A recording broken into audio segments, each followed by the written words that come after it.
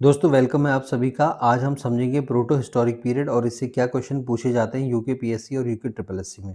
तो स्टार्ट करते हैं।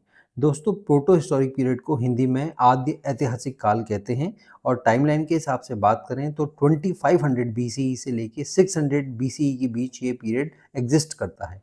यह पीरियड प्री हिस्टोरिक पीरियड और हिस्टोरिक पीरियड के बीच का पीरियड माना जाता है। प्री हिस्टोरिक पीरियड को प्राग ऐतिहासिक हिंदी में कहते हैं और हिस्टोरिक पीरियड को ऐतिहासिक काल हिंदी में कहा जाता है। ये पीरियड काफ़ी इंपॉर्टेंट पीरियड है। इस पीरियड से काफ़ी क्वेश्चंस पूछे जाते हैं।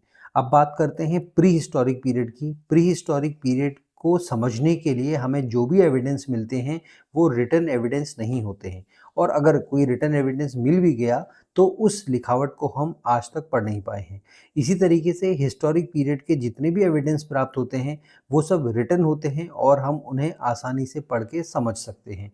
तभी हमें इन दोनों पीरियड के बारे में जानकारी प्राप्त होती है। देखिए सोर्सेज बहुत इंपॉर्टेंट होते हैं हिस्ट्री को समझने के लिए। अगर आपके पास सोर्सेज होंगे, वेल डिफाइंड सोर्सेज होंगे, तो आप हिस्ट्री को समझ पाएंगे।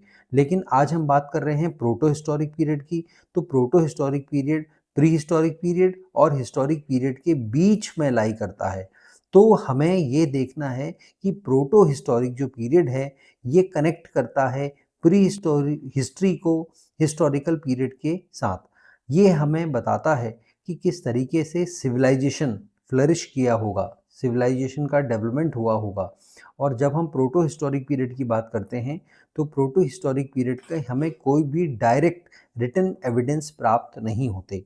डायरेक्ट रिटन एविडेंस का मतलब सीधे बुक में इस पीरियड के बारे में मेंशन नहीं किया गया, लेकिन हमारे जो एविडेंस हमें मिलते हैं उन्हें देख के हम आइडिया लगाते हैं और समझते हैं कि इस पीरियड में क्या हुआ होगा।